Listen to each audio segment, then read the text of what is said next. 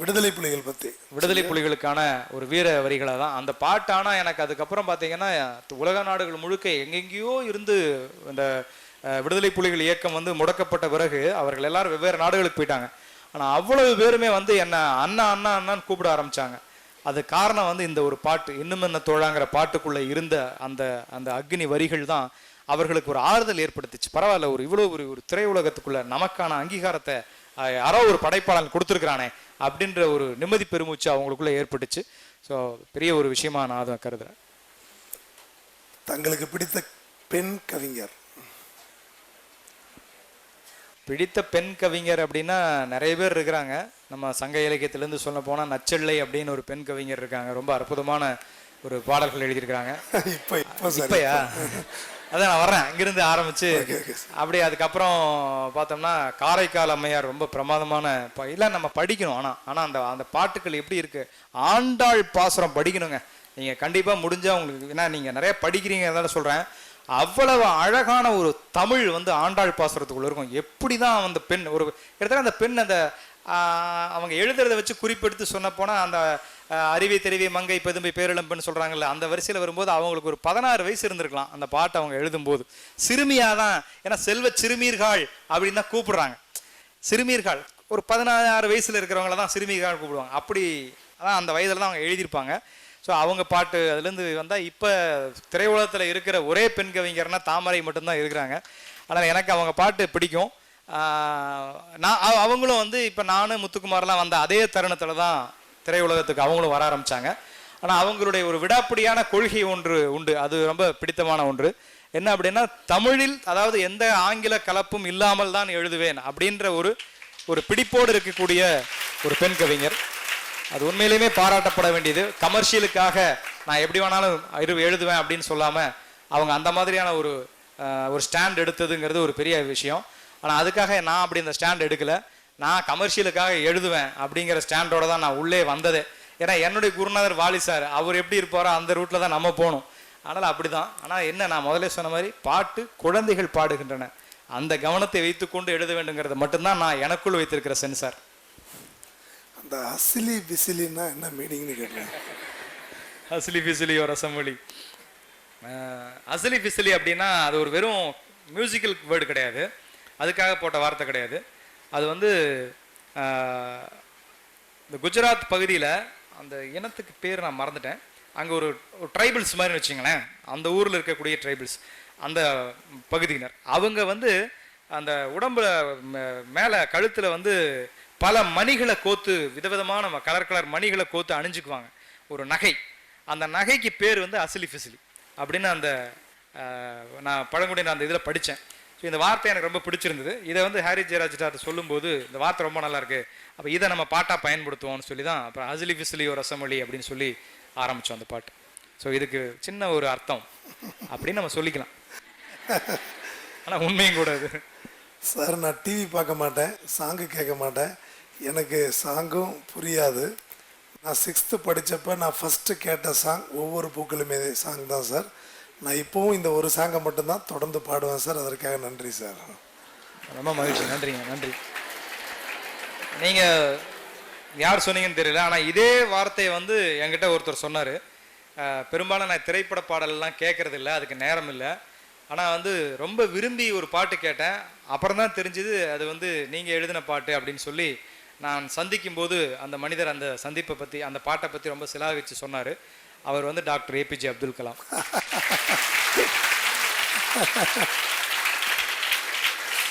சொன்னதோட அந்த ரொம்ப சுவாரஸ்யமான சந்திப்பு. அவர் ஜனாதிபதி மாளிகையில் இருந்தார். நான் எங்கள் ஃபேமிலி எல்லாரையும் கூட்டிகிட்டு, எங்கள் அப்பா அம்மா என்னுடைய மனைவி என் பையன் எல்லோரும் போயிருக்கிறோம் அவர் பார்க்குறதுக்கு. நாங்களாம் அப்படியே ரொம்ப பிரமிச்சு அப்துல் கலாம் சாரை சந்திக்க போகிறோம். அவருடைய ஜனாதிபதி மாளிகையில் முப்படையினர் பின்னால் அவங்க நிற்கிறாங்க, ஒரு தமிழர் அப்படியே அமைதி. அதான் எளிமைக்கு இருக்கிற பிரம்மாண்டங்கிறதான் பார்த்தேன். நிஜமாலுமே நம்ம மகாத்மா காந்தியடிகளெல்லாம் கண்ணில் பார்க்கல, ஆனால் ஒரு கலாம் சாரை பார்த்துருக்கோங்கிற ஒரு பெரிய திருப்தி வந்து காந்தியடிகளை பார்த்த ஒரு திருப்தி எனக்கு கிடச்சிது.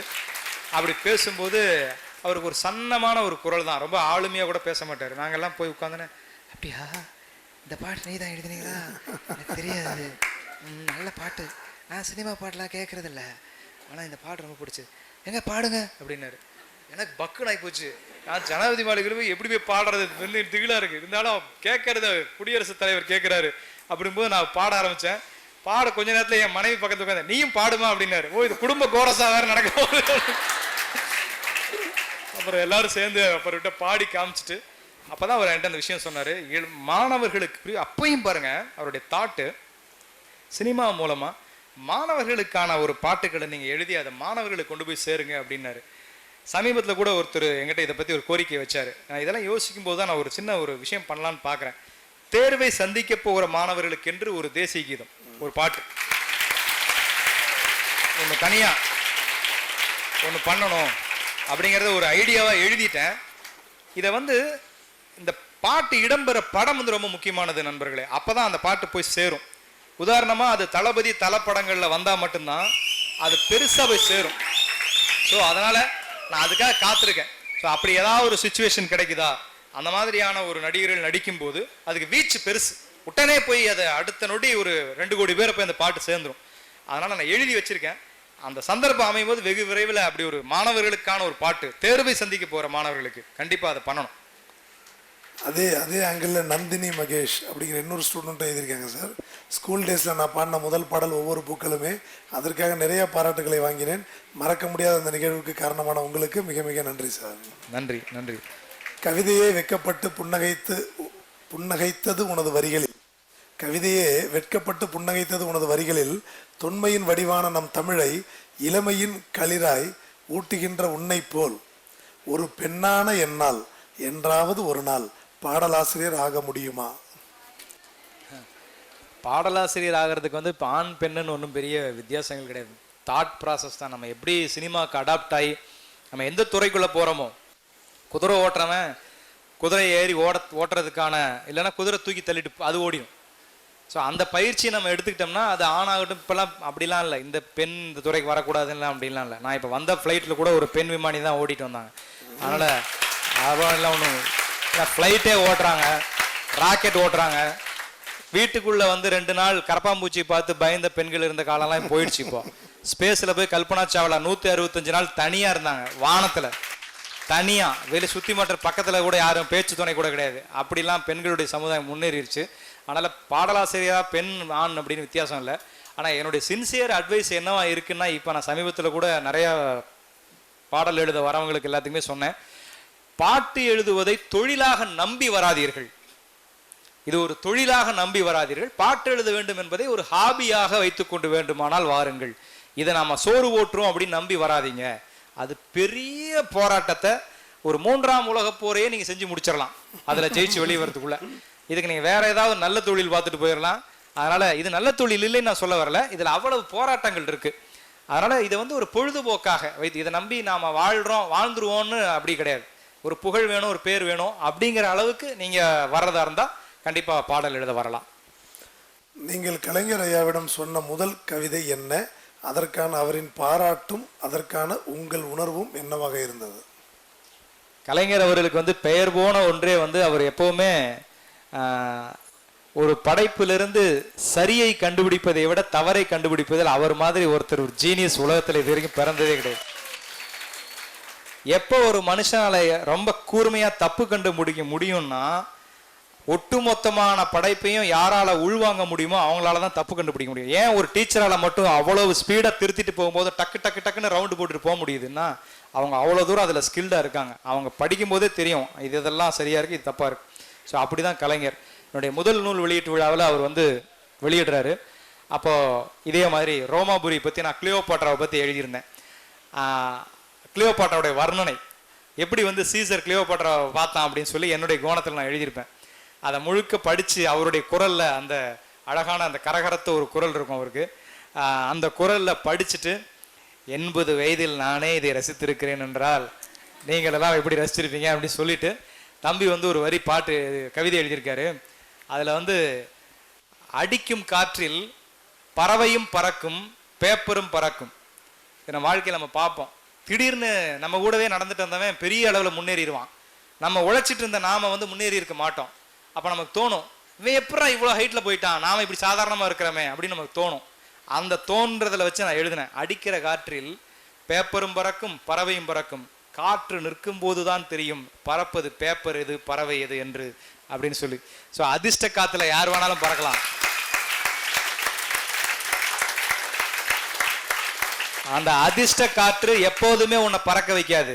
அந்த காத்து சட்டுன்னு நின்று போயிடும். அப்ப பறந்துட்டு இருந்த பேப்பர் கீழே விழுந்துரும். பறந்து முடிஞ்ச பறவை தான் நிலையா பறக்கும். அப்படி அதிர்ஷ்ட காற்று நம்பி பறக்க கூடாதுன்னு ஒரு கவிதை எழுதி பாராட்டிட்டு கலைஞர் ஒரு திருத்தம் சொன்னாரு. இதற்கு பதில் பேப்பர் என்பதற்கு பதிலாக காகிதமும் பறக்கும் காகமும் பறக்கும் என்று இருந்தால் இன்னும் அழகாக இருந்திருக்கும் அப்படின்னாரு. தற்பொழுது நீங்கள் எல்கேஜி படத்தில் எழுதியுள்ள தமிழுக்கான தேசிய கீதத்தை கலைஞர் அவர்கள் கேட்டிருந்தால் என்ன சொல்லி இருப்பார்?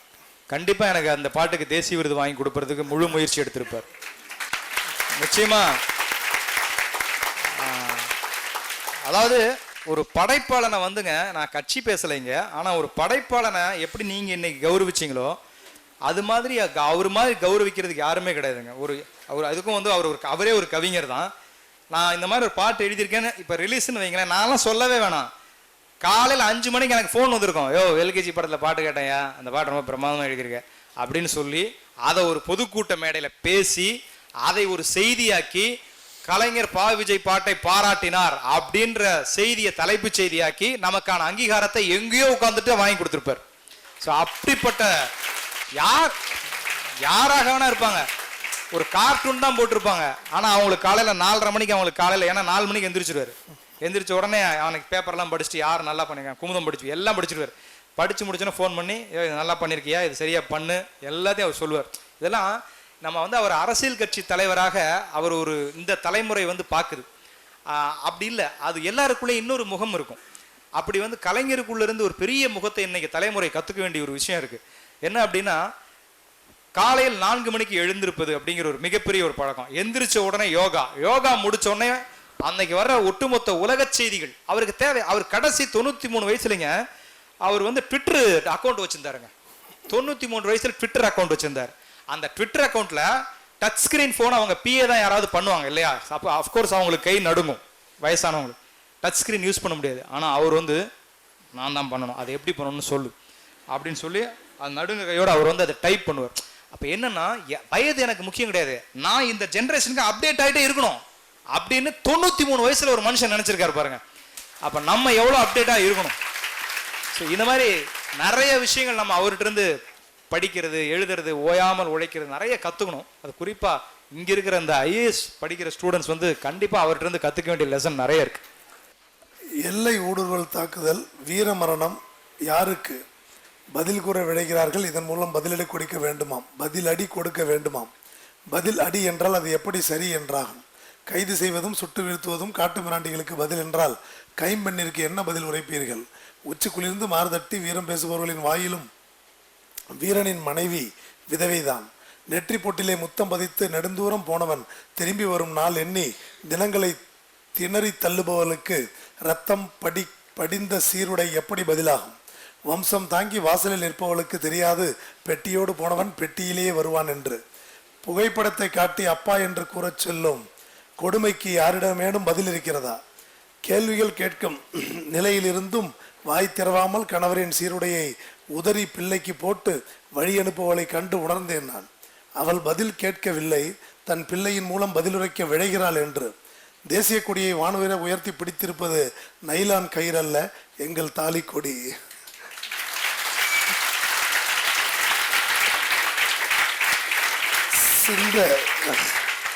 சிந்தப்படுவது ரத்தம் அல்ல, எங்கள் குங்குமம். மிக அருமையான ஒரு கிட்டத்தட்ட ஒரு உணர்ச்சி பூர்வமான ஒரு உரைவீச்சு கவிதை போல எழுதியிருக்காங்க. ரொம்ப அருமையாக இருந்துச்சு. இன்றைய நிலைப்பாடு, இன்றைக்கு வந்து நம்ம இந்தியாவில் நடந்த அந்த கொடூர சம்பவம், இவற்றை முன்னிறுத்தி எடுத்திருக்காங்க. நல்ல ஒரு படைப்பாளியாக இருப்பாங்கன்னு நான் நினைக்கிறேன். யார் மகாலட்சுமி? யார் மகாலட்சுமி? அருமையாக இருந்துச்சு, நல்லா இருந்துச்சு, ரொம்ப நல்லா இருந்துச்சு. உங்களுக்கான அங்கீகாரம் கிடைச்சிருச்சு. நீங்கள் எழுதின விஷயம், அதில் இருந்த உண்மை உணர்வு, அதுக்கு எல்லாருமே அதுக்கான அங்கீகாரம் கொடுத்துருக்காங்க. நல்லா இருந்தது, அருமையான சிந்தனை. கவிப்பேரரசு, நன்றி. கவிப்பேரரசு வைரமுத்து அவர்களின் பாடல்களில் உங்களுக்கு பிடித்தது? ஐயோ, நான் அவரோட ரொம்ப தீவிரமான ஃபேனுங்க. அவர் எனக்கு ரொம்ப பிடிக்கும். அவருடைய அவருடைய பேச்சு ஆகட்டும், அவருடைய மொழி நடை, அவருடைய கவிதைகள் ஆகட்டும், அவருடைய தீவிரமான ரசிகர்களில் ஒருவன். பெரியார் திடலில் வந்து ஒரு 15-20 வருஷத்துக்கு முன்னாலெல்லாம் அவர் பேசிவிட்டு வந்தபோது அவருடைய கருப்பான கைகளை பிடித்து கண்களில் ஒற்றி கொண்ட நினைவு எனக்கு இன்னும் நெஞ்சில் இருக்கிறது. அப்படித்தான் நான் இப்போவும் அவரை பார்த்துட்டு இருக்கேன். ரொம்ப எனக்கு பிடித்த ஒரு பிதாமகர். அவரோட நெருங்கிய தொடர்புகள் எனக்கு கிடையாது. ஆனால் அவர் பாட்டுக்களால் வந்து அது விழியில் விழுந்திலிருந்து அலைகள் அதுக்கு முன்னால் இருந்து பொன்மாலை பொழுதிலிருந்து அவ்வளவு பாட்டுகளும் எனக்கு வந்து ஓரளவாவது மனப்பாடம் பண்ண தெரியாத எனக்கே மனப்பாடமாக பாடக்கூடிய அளவிற்கு அவருடைய ஏராளமான எக்கச்சக்கமான பாட்டுகள் எனக்கு ரொம்ப பிடித்தமான பாட்டு. ஒரு கவிஞன் ஒரு நட்சத்திர அந்தஸ்தை பெற முடியும் என்பதை நிரூபித்து காட்டிய ஒரு மிகப்பெரிய வெற்றியின் சின்னமாகத்தான் நான் கவிப்பேரரசு வைரமுத்து அவர்களை பார்க்கிறேன். ஸோ தமிழ் கூறும் நல்லுலகம் வந்து அவருக்கு பெரிய ராஜ மரியாதையை வழங்கி கொண்டிருக்கிறது. ஒரு படைப்பாளனாக ஒரு தமிழ் கவிஞனுக்கு கிடைக்கிற அந்த மிகப்பெரிய ராஜ கம்பீரத்தையும் பார்க்கும்போது எனக்கு பெருமையாகத்தான் இருக்கிறது. ரொம்ப நல்லா சொன்னீங்க சார். சார், ஒவ்வொரு பூக்களுமே பாட்டு எப்படி இறப்பிலிருந்து கூட சில மனிதர்களை இல்லை இறப்பிலிருந்து கூட எப்படி சில மனிதர்களை தடுத்ததோ அதே மாதிரி சமூகத்தில் தற்பொழுது பெண்களுக்கு ஏராளமான கொடுமைகள் நடக்கிறது. நீங்கள் பெண்கள் பற்றி எழுதும் ஒரு பாட்டு இனிமேல் யாரும் பெண்களுக்கு தீங்கு விளைவிக்காத அளவிற்கு அவர்களின் மனதை மாற்றும் அளவிற்கு ஒரு பாடலாயிற்று. வேண்டுகோள் சார். நிச்சயமா சார், நான் முயற்சி பண்றேன். ஏன்னா இது திரையுலகத்தில் வந்து எப்படின்னா ஒரு பெண்ணை வர்ணித்து எழுத வேண்டியிருக்கும். சில நேரம் வந்து ஒரு பெண் மீது இப்போ பொம்பளைங்க காதலத்தான் நம்பி விடாதேன்னு சொல்லி ஒரு பாட்டு எழுதுகிறோம். இப்போ பெண்களை வந்து நம்பிக்கை மோசம் போன ஒரு பையன், அது சுச்சுவேஷன் படி அப்படி வருது. இது கவிஞனுடைய குரல் அல்ல, அந்த கதாபாத்திரத்திற்காக நாம் எழுதுகிற ஒரு பாட்டு தானே தவிர இது சமூகத்தின் குரலும் அல்ல.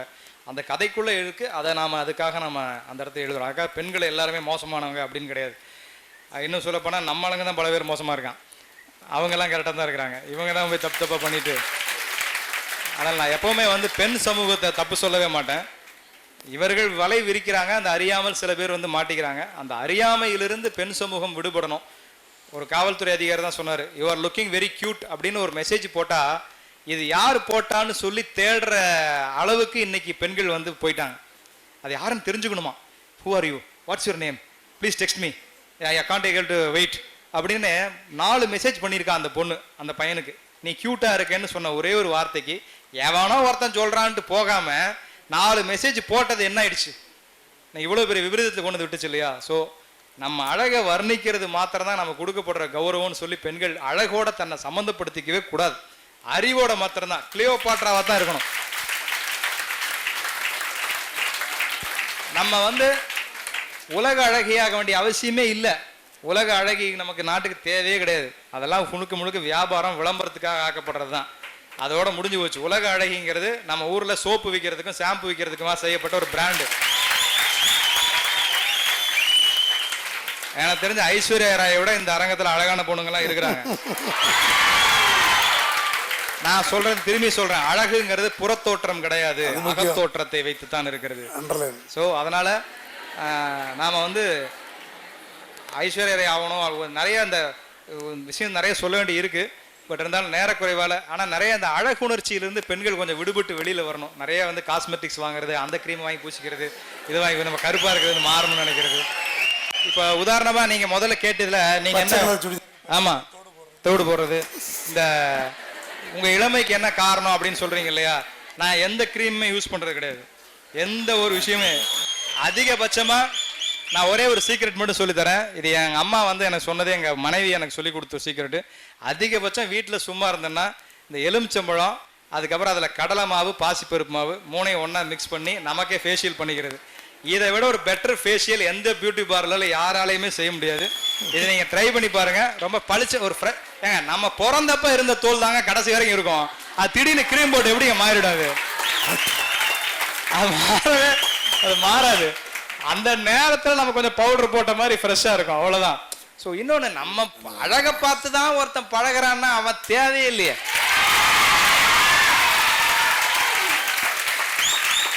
பெரும்பாலும் எங்க சிங்கங்கள் இந்த கிரீம்களை நம்புறதில்ல. அவங்க இயல்பா இருக்கிறது தான் நமக்கு அழகான ஒரு விஷயமா இருக்கும் நான் நினைக்கிறேன். ஏதாவது ஒரு பாரதியார் கவிதை உங்கள் வார்த்தைகளில். பாரதியார் கவிதையில் எனக்கு சொன்ன உடனே எனக்கு தோன்றுற விஷயம் என்னன்னா, பாரதியார் வந்து ரொம்ப ஒரு கம்பீரமான கவிஞனுங்க. எனக்கு ரொம்ப பிடித்த ஒரு கவிஞர். ஏன்னா புத்தகத்தை சொன்னல, என் மேஜையில் இருக்கக்கூடிய புத்தகம். ஏன்னா எனக்கு எப்போ சோறு வந்தாலும் பாரதியின் கவிதை எடுத்து படித்தா அதில் இருக்கிற அந்த தாக்கம் நமக்குள்ளே ஏறும். 24 மணி நேரமும் கவிஞனாவே இருந்து இறந்து போனவன் வந்து பாரதியார் மட்டும்தான். ஒரு ஒரு ஒரு நிமிடம் கூட அந்த கவிஞன்கிற பீடத்திலிருந்து அவன் இறங்கவே இல்லை. பாரதியார் படத்தில் கூட அருமையான ஒரு டைலாக் வச்சிருப்பாங்க. அவன் மனைவி வந்து கேட்கும், நம்ம வீட்டில் சோறு கூட இல்லை தெரியுமா உனக்கு அப்படின்னு. நீ சும்மாரு, நான் எங்கே இருக்கிறேன்னு தெரியுமா? மானுடத்தின் மீது பிரம்மாண்டமான ஆசனத்தில் ஒன்று அமர்ந்து நான் இந்த மானுடத்தை பார்த்து கொண்டு இருக்கிறேன். நிறைய வேலை இருக்கு எனக்கு, இந்த உலகம் என்ன செஞ்சுட்டு இருக்கு, இவங்களுக்கெல்லாம் என்ன சொல்லணும்னு யோசிச்சுட்டு இருக்கேன். உனக்கு வீட்டில் அரிசி வாங்கி போடுறதா வேலையா அப்படின்னு கேட்பாரு அந்த அம்மாவை. ஸோ நிறைய பேர் வந்து பாரதியின் மனைவி செல்லம்மாவுக்காக பரிந்து நிறைய மேடைகளை பேசுவாங்க. எனக்கு சிரிப்பாக இருக்கும். அப்படி கிடையவே கிடையாது. நிறைய பேர் அப்படி தான் சொல்லுவாங்க, புத்தரை விட புத்தரின் மனைவி தான் சிறந்தவள், இல்லைன்னா புத்தர் வந்து உருவாகி இருக்க முடியாது, புத்தர் விட்டுட்டு போயிட்டார், அந்த பொண்ணோட வாழ்க்கை நினைச்சு பார்த்தியா அப்படின்னு சொல்லுவாங்க. அப்படி கிடையாது. நான் இன்னொரு விதத்தில் யோசிக்கிறேன். அன்றைய காலகட்டத்தில் வீட்டுக்கு வீடு செல்லமா இருந்தாங்க. வீட்டுக்கு வீடு அரிசி இல்லாத பஞ்சகாலம், வெளியில கஞ்சி தொட்டி திறந்த காலம் அது. எல்லா வீட்லயும் ஒரு செல்லமா இருந்தாங்க. எங்க பாட்டியும் ஒரு செல்லமா தான். எல்லா பாட்டிகளும் செல்லமாவா இருந்து அரிசி பருப்பை கடன் வாங்கி அரைக்கத்திரிக்காயை சமைச்ச பாட்டி தான் என் பாட்டி. கத்திரிக்காயை அரிஞ்சு அரைக்கத்திரிக்காயை மூடி வச்சிருவாங்களாம். அடுத்த நாள் அதை குழம்பு வச்சுக்கிறதுக்காக அரைக்கத்திரிக்காயில சமைச்சவங்க. இன்னொரு வீட்டுல இருந்து அடுப்புல இருந்து நெருப்பு கொண்டு வந்து, இல்லைங்களாமா உங்களுக்கு தெரிஞ்சிருக்கும், இன்னொரு வீட்டுல இருந்து நெருப்பு தீக்குச்சி கிளிக்க கூடாது, வேஸ்டா போயிடும், வீட்டுல நெருப்பு எடுத்துட்டு வந்து ஒரு வீட்டுல அடுப்பத்தை வச்சாதான் எல்லா வீட்லயும் அடுப்பத்தை வைப்பாங்க. இப்படித்தான் அந்த காலத்து செல்லமாக்கள் எல்லாம் இருந்தாங்க. 1000 செல்லமாக்கள் கிடைப்பார்கள், ஆனால் ஒரு பாரதி மறுபடியும் கிடைக்க மாட்டான். அதனால அந்த செல்லமாக்களை உடனே நான் தாழ்த்து பேசிட்டேன்னு சொல்லி யூடியூப்ல கமெண்ட் அடிச்சிட வேண்டாம். நான் அவங்கள தாழ்த்தி பேசணுங்கிறது நோக்கம் இல்லை. பாரதி அந்த அளவுக்கு உயரமானவன்கிறதுக்காக. ஏன்னா அவருடைய கவிதையில் நான் அடிக்கடி சொல்லுகிற கவிதை அதுதான். தன்னை பற்றி ஒருவன் இவ்வளவு விசாலமாக யோசிக்க முடியாது. அதை ஒரு வகையை பார்த்தா கர்வம் மாதிரி தெரியும். பாரதி சொல்றான், நீ யாருன்னு ஒருத்தன் கேட்டுட்டாங்க, நீ யாரா அப்படின்னு ஒருத்தன் கேட்பாமல்ல. அப்பெல்லாம் யாருக்கும் தெரியாது. இப்போ ஃபேஸ்புக்காக இருந்துச்சு, அதனால அப்போ யாரும் தெரியாது. நீ யாருன்னு கேட்டோம், கோவம் வந்துருச்சு. நேராக போய் எழுதுறார், வானில் பறக்கின்ற புள்ளலாம் நான், மண்ணில் திரிகின்ற விலங்கலாம் நான், காநிழல் மரம் கடலலாம் நான், காற்றும் கடலும் புனலுமே நான், கம்பன் இசைத்த கவியலாம் நான், காருகர் திட்டும் உருவலாம் நான், இம்பர் வியக்கும் மாடக்கூடம் எழில்மிகு கோபுரம் யாவுமே நான், அண்டங்கள் யாவையும் ஆக்கினோன் நான், அவை பிழையாமல் சுழற்றுவோன் நான், கண்டனல் சக்தி கணமலாம் நான், காரணமாகி கதித்தோளோன் நான், நான் எனும் பொய்யை நடத்துவோன் நான், ஞானச்சுடர் வானில் செல்லுவோன் நான், ஆன பொருள் அனைத்திலும் ஒன்றா அறிவாய் விளங்கு முதற் சோதி நான் நான் நான் என்று முடிக்கிறான். அவ்வளவு வந்து ஒரு வீரியம் உள்ள, அதான் சொன்னேன், 24 வருடம் கவிஞனாகவே வாழ்ந்த ஒரு மகா கவி தான் பாரதி. நீங்க ஞாபக சக்தி இல்லைங்கிறீங்க, என்ன தன்னடக்கம் பாத்தீங்களா? இதெல்லாம் நான் வந்து தெரிஞ்சுக்கணும், சின்னதுல படிச்சது சார், அதனால ஞாபகத்துல இருக்குது. இப்ப வந்து எதை படிச்சாலும் மனப்பாடமாக மாட்டேங்குது. அதனாலதான் உங்கள்கிட்ட கேட்டேன், அந்த என்ன சார் ஃபார்முலா அப்படின்னு. இப்ப சினிமா பாடல்கள் எழுதுறதுக்கு நேர் நிறுத்தியமா நிறைநீர் புளியமா இதெல்லாம் வேணுமா சார்? வேண்டாம் சார். இலக்கணத்துக்கும் திரைப்பாட்டிற்கும் சம்பந்தமே கிடையாது சார். இலக்கணம்ங்கிறது நமக்கு தெரியணும், இலக்கியம்ங்கிறது இதெல்லாம் நம்முடைய அடிப்படை. ஒரு கட்டடத்துக்கு அஸ்திவாரம் மாதிரி, அஸ்திவாரம் இல்லாமல் கட்டம் கட்ட முடியாது. அது மாதிரி திரைப்பாட்டு எழுதுவதற்கு இலக்கணம் இலக்கிய அறிவுங்கிறது ஒரு பேஸ்மெண்ட், அஸ்திவாரம் மாதிரி நம்மளை அமைச்சுக்குது. இதுக்கு மேலே கட்டடம் தான் வெளியில் தெரியுது. அதுக்கு வந்து இலக்கணம் உட்பட்டு தான் இருக்கணும். ஏன்னா பாட்டுக்குள்னு வந்தாலே அது இலக்கணத்தை தாண்டுது. அப்படிதான் நிறைய பேர் விமர்சிச்சாங்க, ஒவ்வொரு பூக்களுமே பாட்டுக்குள்ள இலக்கண பிழை இருக்கு அப்படின்னு சொல்லி. இவன் நம்ம தொல்காப்பியர் பக்கத்து வீட்டிலேயே உட்காந்துட்டு தொல்காப்பியர் சொன்னதெல்லாம் எழுதிட்டு வந்த மாதிரியே. நான் விருது வாங்கினதுக்கு இவனுக்கு வைத்திருச்சு பிடிக்கல, அதுக்கு வந்து உடனே பாட்டில் பிழை இருக்கிறது. இவர் பெரிய நக்கீரர் பரம்பரையில் வந்தவர். நான் அந்த புலவனர்களுக்கெல்லாம் பதில் சொல்லவே இல்லை. நான் பல புலவர்கள் தமிழாசிரியர்கள்லாம் வந்து சொன்னாங்க, இந்த பாட்டிற்கு வந்து பிழை இருக்கிறது, ஒவ்வொரு பூக்களுமே பன்மை தொன்மை வரக்கூடாதுன்னு. அட போயா, என் பாட்டு எம் பாட்டு கேட்கிற எல்லாருக்கும் புரியுது, எழுதுற எனக்கு புரியுது, இடையில நீ யாரு, நீ வெளியில போ. விமர்சனம் பொதுவாகவே நான் ஒரு கட்டமைப்பு வச்சுக்குவேன், விமர்சனங்களை செவி மடுப்பதில்லை. விமர்சனங்களுக்கு நான் வந்து என் வீட்டு குப்பை தொட்டியில் கூட நான் அதற்கு இடம் கொடுப்பதில்லை. விமர்சனத்தை தூக்கி போறேன். எனக்கு தெரியும் இது ஒரு கர்வமாக இருந்தால் கூட அதை நான் அப்படியே சொல்லுவேன். எனக்கு தெரியும் என்னுடைய பாட்டு என்பது எப்படி சேரும் என்பது. ஏன்னா இதுதான் என்னுடைய வேலை. இதுக்காக தான் நான் 20 வருஷம் நான் படிச்சிருக்கேன். இதுதான் என்னுடைய பயிற்சி. எனக்கு தெரியாதா எப்படி பாட்டு எழுதுங்கிறது, அதை நீ சொல்லித்தர வேண்டிய அவசியம் எனக்கு கிடையாதுங்கிறதுல நான் ரொம்ப தெளிவாக இருக்கேன். அதனால பாட்டை பொறுத்த வரைக்கும் யார் விமர்சித்தாலும் நான் அதை ஏற்றுக்கவே மாட்டேன். அது இலக்கணத்தில் இருக்குது, இது இலக்கியத்தில் இல்லை, இது தப்பாக இருக்குது, அதெல்லாம் ஏற்றுக்க வேண்டியதில்லை. அந்த நேரத்தில் என்ன தோணுச்சோ அதுதான் சிந்தனை, அவ்வளோதான். இது படைப்பு முடிந்தது. இந்த படைப்பின் மீது விமர்சனம் கிடையாது. கிரியேட்டிவிட்டி அவ்வளோதான். கண்ணதாசன். கண்டிப்பாக sir, Kannadasan god of lyrics sir. அவர் வந்து பாடலின் கடவுள் அப்படின்னு, அதனால தான் அவரால் எழுத முடிஞ்சு. இந்தியே கர்வம் தான் பாருங்க, இது கர்வம்னு சொல்ல முடியாது. படைப்பதினால் என் பேர் இறைவன் தான், நான் தான்டா கடவுள்னு டிக்ளேர் பண்ணுறது எவ்வளோ பெரிய விஷயங்க. அது யாராவது ஒத்துப்பாங்களா? நம்ம கடவுள்னு சொல்லி இப்போ ரோட்டில் போய் பாருங்க, ஐயா பைத்தியக்காரன்னு சொல்லுவான், ஐயா இவனுக்கு மொத்தமாக பைத்தியம் முத்திரிச்சு போல் இருக்குன்னு. ஆனால் அதை எல்லாரும் ஒத்துக்க வச்சார். படைப்பதினால் என் பேர் இறைவன் ஒரு சொல்லி அதை ஒத்துமொத்த சமூகம், அதான் அன்னைக்கு இருந்தவங்கலாம் இன்னும் கிரிட்டிசைஸ் பண்ணுற ஆட்கள், இன்னும் பயங்கரமான பெரிய பெரிய மாப்போ சிவஞானம் போன்ற பெரிய பெரிய தமிழறிஞர்களாம் அமர்ந்திருந்த ஒரு இடத்துல ஒரு இருந்த தமிழ்நாட்டில் அவர் சொல்றார், படைப்பதினால் என் பேர் இறைவன் டிக்ளேர் பண்றாருன்னா அது பாரதிக்கு இணையான ஒரு ஆளுமை. அது கர்வம் கிடையாது, ஒரு ஆளுமை. அப்படி கண்ணதாசனுடைய பாட்டுக்களை வந்து கேட்காமலோ அவர் அல்லது வந்து, அதாவது நான் சொன்ன மாதிரி சினிமா பாட்டுக்குள்ள இலக்கண இலக்கியம் இல்லாமல் கூட பாட்டு எழுதிடலாம். ஆனால் கண்ணதாசன் பாட்டு படிக்காம அதை வந்து ரசிக்காம ருசிக்காம பாட்டு எழுத முடியாது. அப்படி ஒரு கவிஞர். புது புது ராகம் படைத்ததாலே நானும் இறைவனே. இப்போ வரைக்கும் கூட அவரோட இசையை ரசித்தாலும் கூட இசைஞானியும் கர்வமாக இருக்கார் அப்படின்ற விமர்சனம் இருந்துகிட்டே இருக்கு சார்.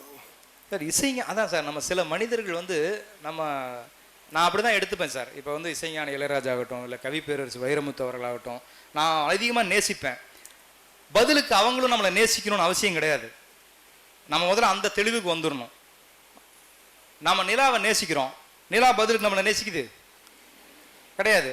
நிலாவை பார்த்து நான் வந்து நீ ரொம்ப அழகா இருக்கேன்னு சொல்றேன், நிலா ஒரு நாள் கூட என்னை பார்த்து நீ அழகா இருக்கேன்னு சொன்னதே கிடையாது. அதுக்காக சி நாளையிலிருந்து நிலாவை நான் பார்க்கவே மாட்டேன் அப்படின்னு சொல்றது இல்லை. நிலாவை ரசிப்பது என்பது என்னுடைய கடமை, அந்த ஆராதிப்பது என்பது என்னுடைய வாழ்க்கை. அப்படி மிகப்பெரிய படைப்பாளிகளை ரசித்தல் மாத்திரம்தான் ரசிகனுக்கு. திரும்பியும் அவங்க அதுக்கு எல்லாரையும் பார்த்து சிரிச்சுட்டு இருக்கணும், எல்லாரும் கொடுக்குற சேகனுக்கும் பதில் சொல்லணும், எல்லாரும் கூட செல்ஃபி எடுத்துக்கணும், அப்பதான் அவங்க சிறந்த கலைஞன் கிடையாது. அவர்களுக்கென்று ஒரு சுய உலகம் இருக்கிறது. அது உலகத்துக்குள்ள அவங்க இருக்கிறதால தான் அவங்க அதீதமான கற்பனைகளை, அதீதமான ஒரு படைப்புகளை அவங்களால கொண்டு, இது படைப்பின் சுதந்திரம். நாம அப்படிதான் அவங்கள பார்க்கணுமே தவிர அதை கர்வமா பார்க்கக்கூடாது. இப்போ இசைஞானி இருக்கிறாருன்னா அவர் வந்து அவர் ஒட்டுமொத்த தமிழ்நாட்டுக்கு மட்டும் இல்லை, உலகமெங்கும் இருக்கக்கூடிய தமிழர்களுக்கு இன்னைக்கு தமிழ்நாட்டோடு ஒரு தொப்புள் கொடி உறவு இருக்கிறது அப்படின்னா அது இசைஞானி இளையராஜாவுடைய பாட்டு தான். அந்த பாட்டு இல்லைன்னா எவ்வளோ பேர் பைத்தியமாக இருப்பான். அந்த பாட்டு தான் நம்மளுடைய அத்தனை வாழ்க்கைக்குள்ளேயும் புகுந்து நம்முடைய மனசை லேசாக்கிக்கிட்டே போகுது. அது ஜனனி ஜனனி பாட்டாகட்டும், ஒவ்வொரு பாட்டுக்குள்ளும் எடுத்து பாருங்களேன். கோயிலுக்கு போக வேண்டாம், அம்மா கண்ணை மூடி நின்று ஜனனி ஜனனி பாடினாலே கடவுள் நம்ம பக்கத்தில் வர மாதிரி ஒரு ஃபீல் கிடைக்கும். நான் நிறைய சொல்லுவேன் இசைஞானி பாட்டை பற்றி. இசைஞானி பாட்டுக்குள்ளே மட்டும்தான் சீதோஷனம் இருக்கும், அதாவது கிளைமேட்டை பாட்டுக்குள்ளே வச்ச ஒரே இசையமைப்பாளருங்க வருது அவர் மட்டும்தான். நம்ம கண்ணை மூடிட்டு பனி விழும் மலர்வனம் உன் பார்வை ஒருவரம் அப்படின்னா ஓகே அந்த பனி நம்ம மேல விழும். கோடைகால காற்றை பாட்டை கேட்டா கோடைகால காற்று நம்ம மேல அடிக்கும். அந்திமழை பொழிகிறது கேட்டா அந்திமழை பொழியும். கிளைமேட்டை பாட்டுக்குள்ள வச்சவர் தான் ராஜா சார். ஸோ இந்த உயரத்துல தான் நம்ம கோபுரத்தை எப்படி தூரத்திலிருந்து அண்ணாந்த ஆச்சரியமாக பார்க்கிறோமோ அப்படி இவங்கெல்லாம் கோபுரங்கள்.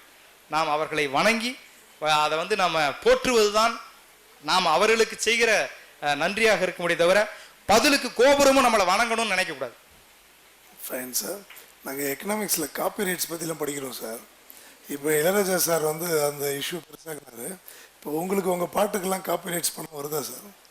இப்போ எங்கள் கவிஞர்களுக்கு வந்து காப்பிரைட்ஸ் வருது. ஐபிஆர்எஸ்ன்னு ஒரு அமைப்பு இருக்குது, இந்தியன் பர்ஃபார்மிங் ரைட்ஸ் சொசைட்டின்னு சொல்லி பாம்பேயில் வச்சுருக்காங்க. இப்போ இந்த மாதிரி நிறைய இடங்களில் ஆர்கெஸ்ட்ராவில் பாடுறாங்க, இதெல்லாம் பாடுறாங்க. ஸோ அதெல்லாம் அந்த ரைட்ஸ் எல்லாம் கலெக்ட் பண்ணி இதுக்கும் வந்து எந்த தனியார் எஃப்எம்களும் அதுக்கு தொகை கொடுக்கறதில்ல, எந்த தொலைக்காட்சிகளும் அதுக்கான தொகை கொடுக்கறதில்ல. ஆனால் இவங்க தான் அதிகமாக எங்கள் போன்ற கவிஞர்கள், இசையமைப்பாளர்கள், பாடகர்கள் இவங்களுடைய பாட்டுக்களை உபயோகிக்கிறது தொலைக்காட்சி வானொலிகள் தான். ஆனால் இவங்க வந்து ஐபிஆர்எஸ்க்கு வந்து செலுத்துறதில்ல. மீதி சின்ன சின்ன ஹோட்டல்ஸில், ஆர்கெஸ்ட்ராவில், ஃபங்க்ஷன்ஸில் பாடுறவங்கள்ட்ட அதெல்லாம் கலெக்ட் பண்ணி எங்களை மாதிரியான எழுதுகிறவங்களுக்கும் இசையமைக்கிறவங்களுக்கும் ராயல்ட்டி கொடுக்குறாங்க. இளையராஜா சார், ராஜா சார் சொன்ன விஷயம் என்ன அப்படின்னா, அவர் பாட்டை வந்து எல்லாருமே பணம் கொடுத்து பயன்படுத்திக்கணும்னு சொல்லலை, அது தவறுதலாக புரிந்து கொள்ளப்பட்டது. அவர் ரொம்ப தெளிவாக சொன்னார், நீ அதை இலவசமாக பயன்படுத்துகிறாய் என்றால் பயன்படுத்திக்க, என் பாட்டை நீ பயன்படுத்து. அதை நீ சும்மா போய் ஒரு இடத்துல பாடுறேன் அப்படின்னா பயன்படுத்து. அதில் உனக்கு காசு வருகிறது என்றால், அதை என் பாட்டை வைத்து நீ சம்பாதிக்கிறாய் என்றால் எனக்கு அந்த ராயல்ட்டியை கொடுன்னு தான் கேட்டார். அது நியாயமான ஒரு விஷயம் தானே. என்னுடைய உழைப்பை வைத்து நீ ஊதியம் பெறுகிறாய் என்றால் அந்த ஊதியத்திலிருந்து எனக்கு தர வேண்டிய பங்களிப்பை எனக்கு கொடுக்கணும்னு சொன்னார். அதை ஊடகங்களில் தவறாக புரிந்து கொள்ளப்பட்டது. ஆனால் இதுதான் அவர் சொன்ன நோக்கம். அதனால் அது நியாயமான ஒன்றாக தான் எனக்கு அது படுது. கம்போசிங் போலாமா சார்? அந்த ஒரு கவிதையை கேட்டாங்களே சார். கவிதையா சார்? நான் அப்போ யோசிச்சேன். ஒரே ஒரு நிமிஷம் சார். நீங்கள் அங்கே மாணவர்களோட வேண்டுகோளுக்காக நான் ஒரு சந்தம் தரேன் சார். சும்மா சார், ஒரு இன்ட்ரெஸ்ட்டுக்காக தான் சார், வேற ஒன்றும் இல்லை. அது நல்ல ஏற்கனவே இருக்கிற பாட்டு தான் சார். பட் நம்ம அதை நீங்கள் சொன்ன அந்த தத்தர காலில் போட்டு ட்ரை பண்ணுவோம் சார். தானா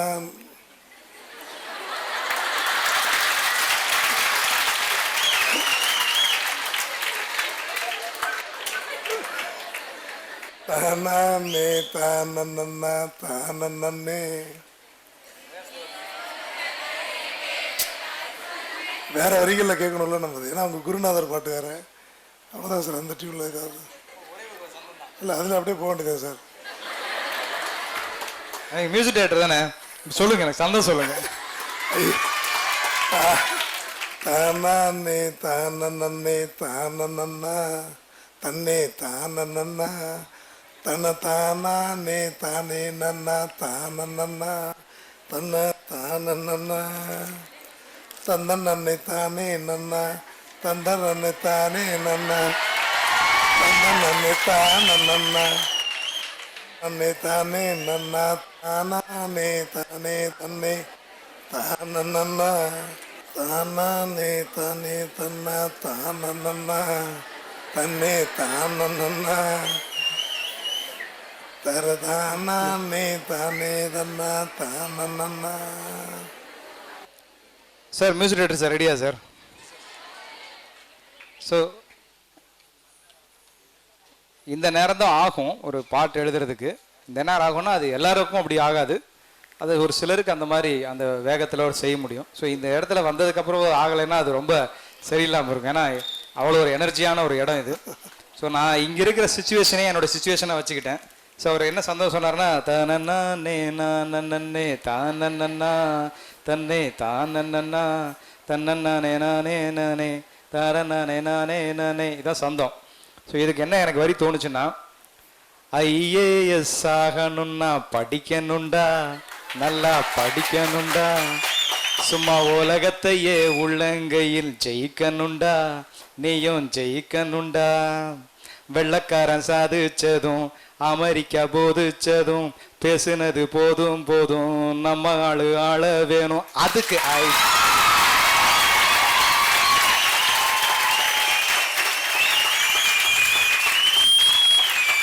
அந்த பிரெயின் ஸ்பீடு பார்க்குறீங்களா, அதுதான் நீங்கள் கற்றுக்கணும். இந்த நிகழ்ச்சிகள் மூலமாக அவங்களோட பிரெயினில் எவ்வளோ ஆக்டிவாக வச்சுருக்காங்க, எவ்வளோ இதுக்கே அவங்க அந்த கமர்ஷியல் வேர்ல்டில் இவ்வளோ க்ரியேட்டிவிட்டியை இவ்வளோ ஆக்டிவிட்டியை மெயின்டைன் பண்ணுறது ரொம்ப கஷ்டம். இப்போ நம்மளாம் தான் டயர்ட் ஆகிடுவோம். அப்பா போதும்பா, இப்போ ஊரில் விவசாயமாச்சும் பண்ணலான்ற அளவுக்கு கமர்ஷியல் வேர்ல்டு இருக்கும். அதில் க்ரியேட்டிவிட்டியும் பிரெயின் ஆக்டிவிட்டியும் மெயின்டைன் பண்ணுறது ரொம்ப ரொம்ப நல்ல விஷயம். நல்ல ஒரு கைவலி கொடுத்து நம்ம சார். இன்னும் ஒரு தடவை ஒன்ஸ் மோர் சார். அதாவது ஆனால் இதுக்கு தனி பேமெண்ட் சார். இல்லை சும்மா சொன்னேன். அதாவது எங்கள் குருநாதர் வாலி தான் ஒரு சுச்சுவேஷன் சுவாரஸ்யமான ஏஆர் ரஹ்மான் சார் டியூன் கொடுத்துட்டாரான். டைரக்டர் கதிர் உட்காந்துருக்காரு.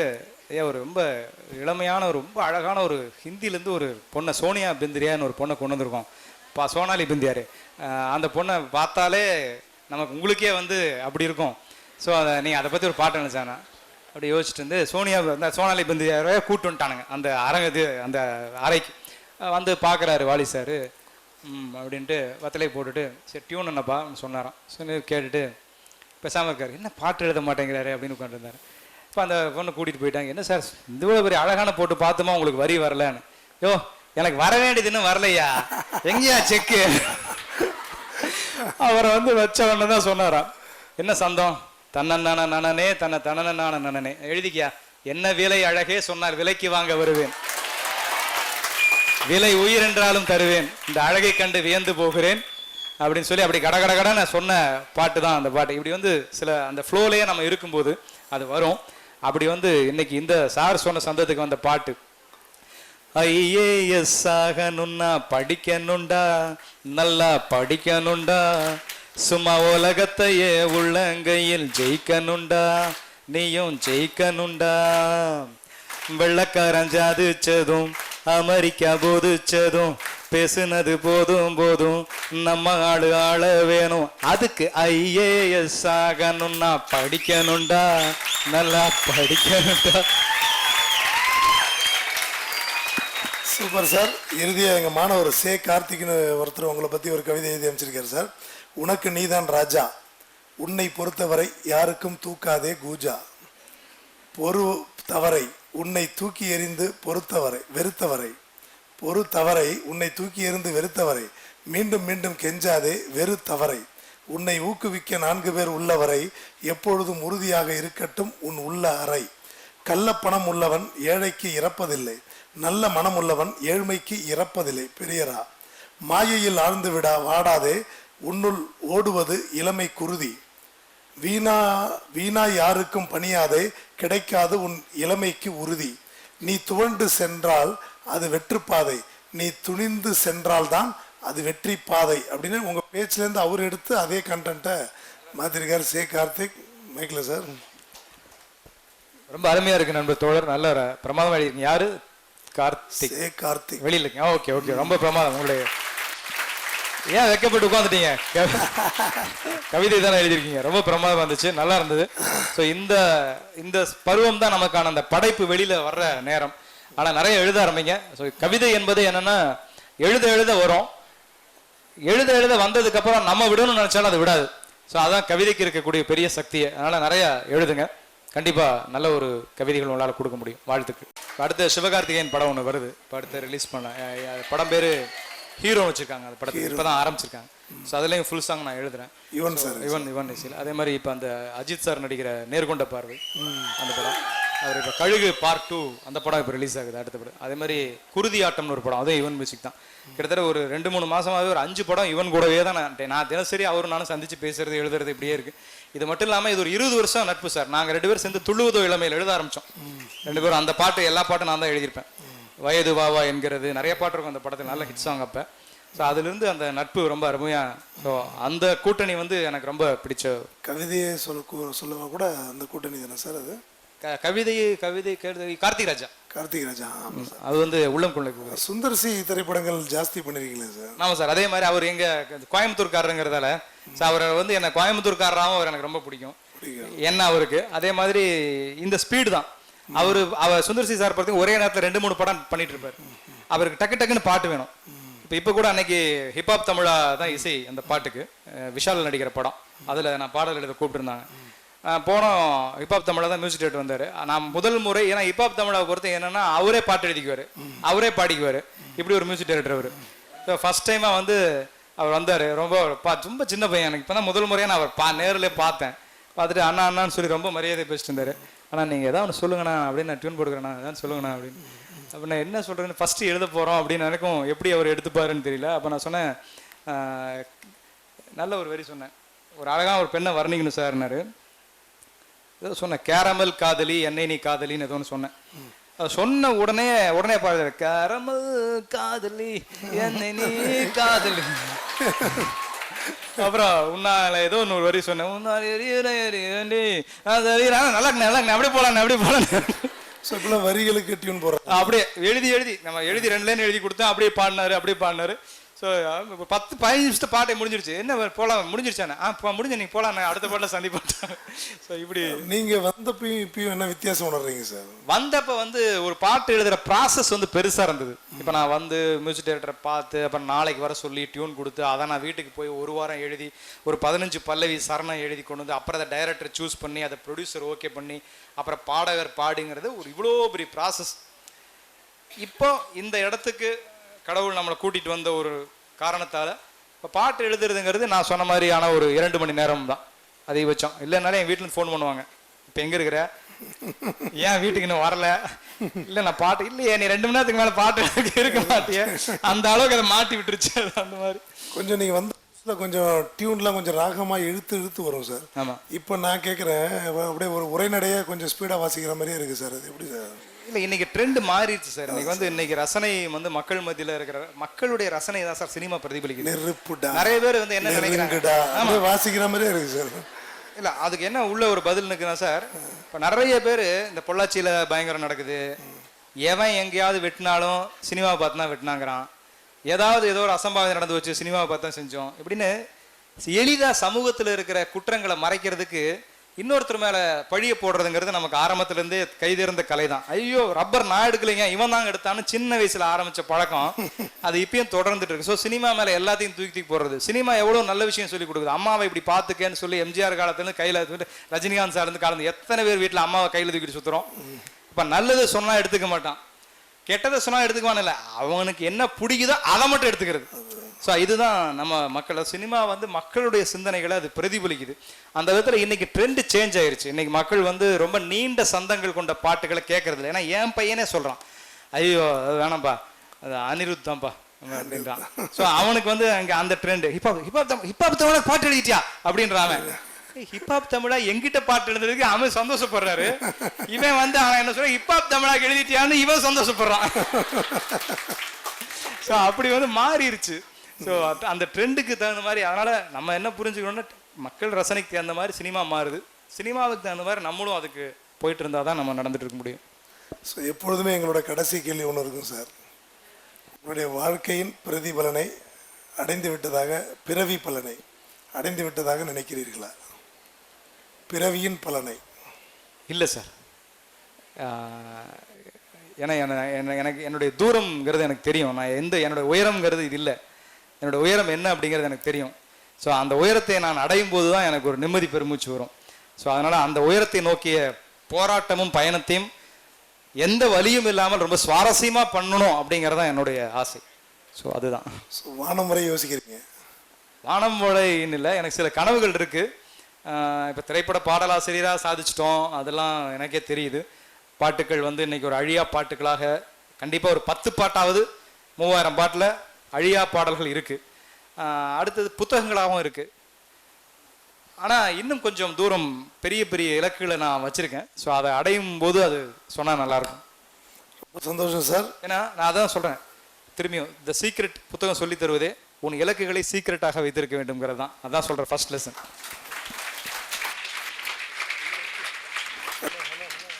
இலக்குகளை ரகசியமாக வைத்திருங்கள், அதுதான் சார் நமக்கு சொல்கிற கடைசி செய்தி. இன்றைய நிகழ்ச்சிக்கு சமீப காலத்திலே சார் மேலே நமக்கு ஏற்பட்ட ஈர்ப்புனால இது சார் நமக்கு வந்திருக்க 3வது நிகழ்ச்சி. கண்டிப்பாக இன்னும் ஒரு அற்புதமான பொழுதில் சார் நம்மளை சந்திக்கணும் அப்படின்னு சொல்லி மீண்டும் மீண்டும் கேட்டுக்கொண்டு, இந்த அற்புதமான நிகழ்ச்சிக்கு இவ்வளோ நேரம், ரொம்ப லாங் டைம், கொஞ்சம் கூட முகம் சுளிக்காமல் சீக்கிரம் போகணுன்னு சொல்லாமல் நம்ம கூட இருந்து இன்னும் வேணும் எவ்வளோ கேளுங்க சார் அப்படிங்கிற அளவுக்கு சொல்லியிருக்காங்கன்னா அந்த எளிமையின் வலிமையை நம்ம புரிஞ்சுக்கிட்ட தருணங்கள் இது. கண்டிப்பாக மீண்டும் ஒரு ஸ்டாண்டிங் ஓவேஷன்.